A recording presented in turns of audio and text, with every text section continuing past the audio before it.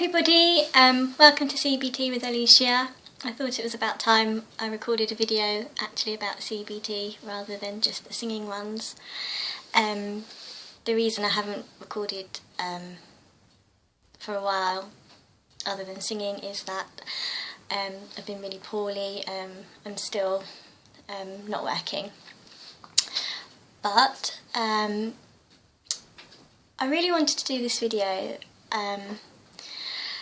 about CBT because I see so much negativity about CBT in social media, and particularly on Twitter, and I just wanted to give my own personal thoughts on some of the negativity that I see.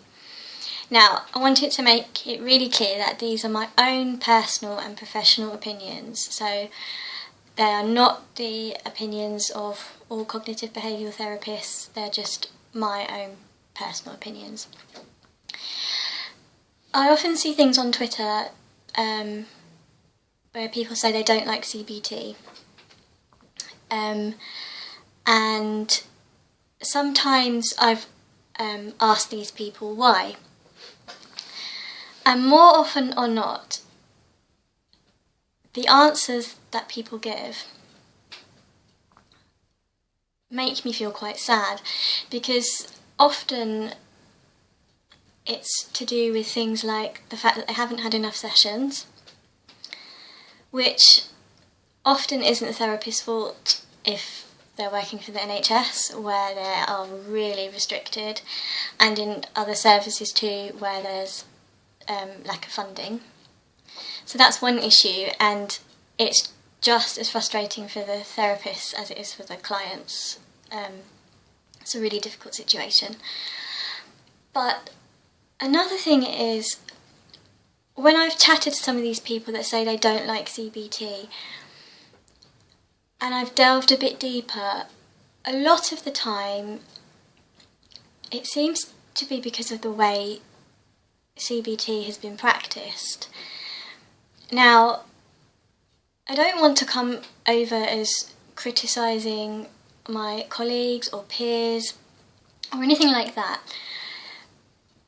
but it seems to me that often when people say they don't like CBT or it hasn't helped them, that it hasn't been what I would refer to as a truly collaborative CBT experience for that client.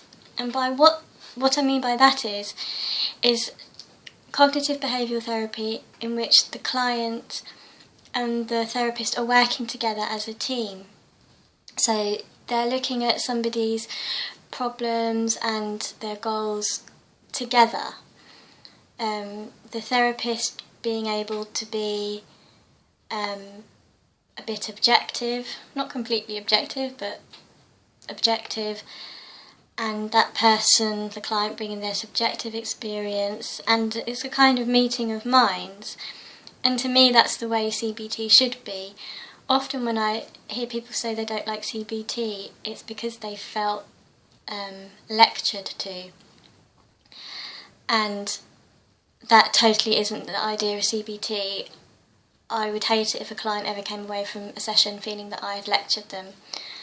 Yes, psychoeducation, so educating somebody about cognitions and behaviour, is an important part of CBT, and that can't always be collaborative because you're passing on new knowledge to somebody, but they shouldn't feel lectured at, and the client should always feel part of the experience. And often when people say they don't like CBT, it's because they haven't felt part of their own therapeutic experience. They felt like they've been told what to do, and that's not really what CBT is about. So that's one aspect to it, I think, of why some people don't like CBT, because I don't think they've received cognitive behavioural therapy in its most effective form, and that can either be due to not having enough sessions, time constraints, lack of funding, those issues, or because the therapeutic experience hasn't been truly collaborative and it's more been a case of them sitting down with the therapist and the therapist kind of sticking maybe to a manualised pre-planned treatment guide and going through the motions a bit, and so the client doesn't feel part of a team. That's the other aspect. I think another aspect of why some people say they don't like CBT is perhaps because their expectations are wrong. Often I've spoken to people and they say they don't like CBT because they've gone there and expected it to be like counselling or how it is on the television, so just sitting down with the therapist and offloading.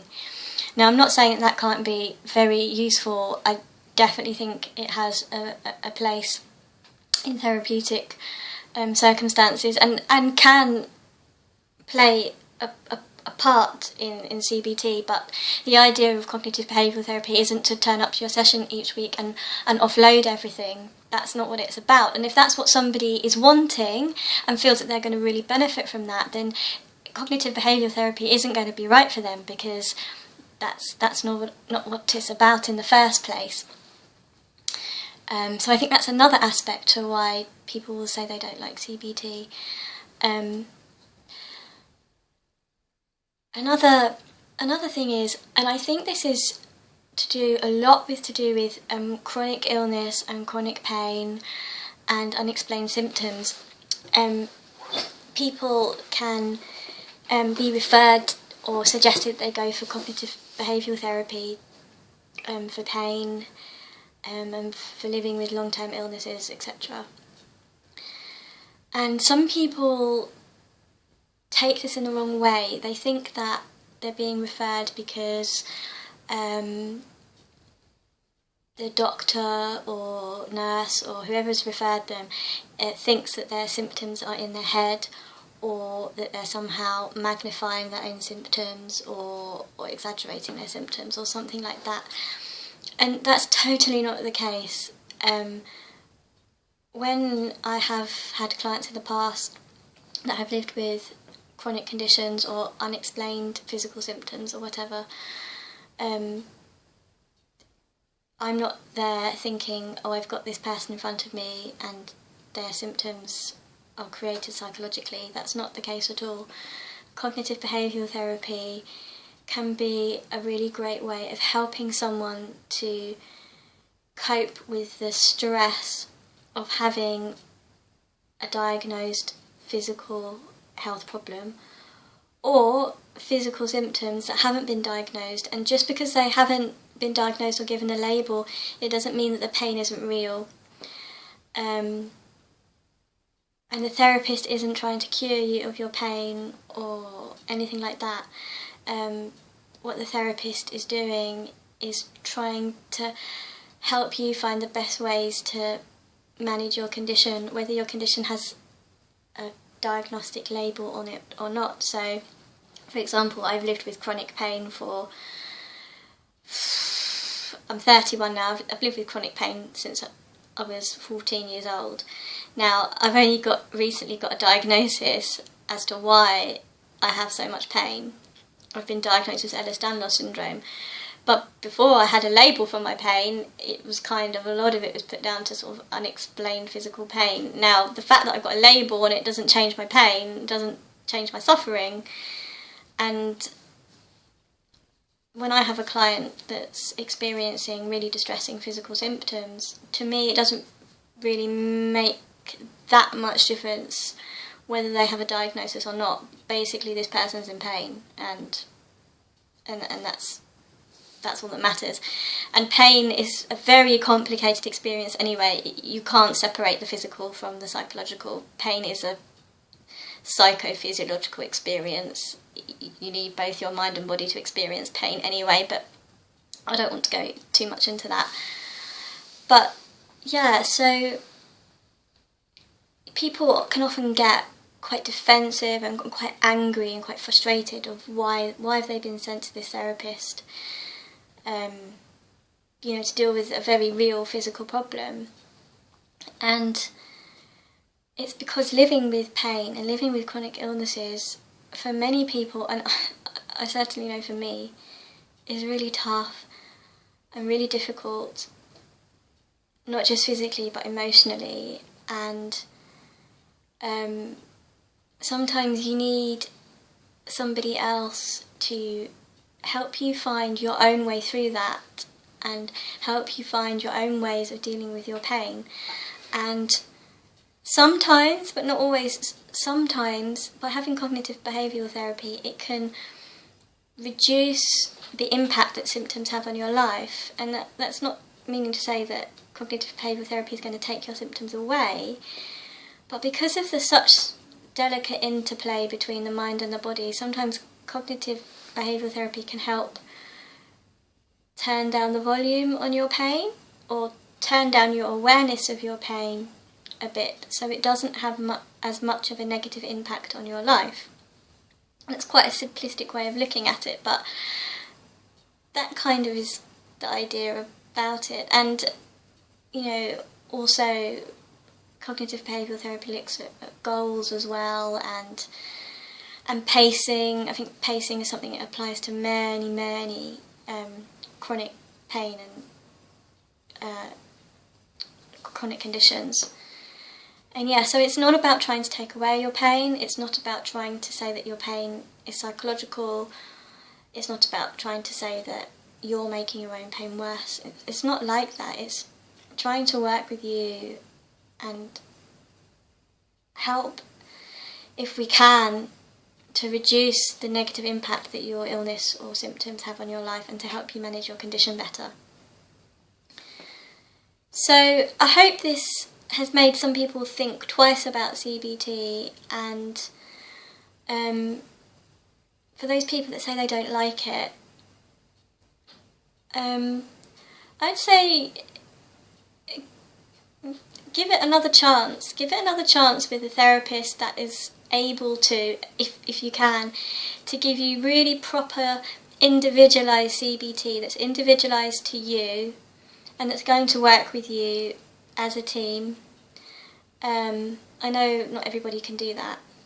And I'm not saying that CBT is right for everybody. It certainly isn't. Cognitive behavioural therapy is a therapeutic approach, and there are other therapeutic approaches out there that perhaps suit other people better. But I really feel that some people have missed out on what could potentially be a really useful therapy for them because they haven't received CBT at its best. So, yeah, I know I've rambled on a bit, but I hope it's been useful and insightful, and I'd just be really interested to have some feedback on this video. And yeah, have a good day with whatever you're doing, and take care, and I'll see you next time. Thanks, bye bye.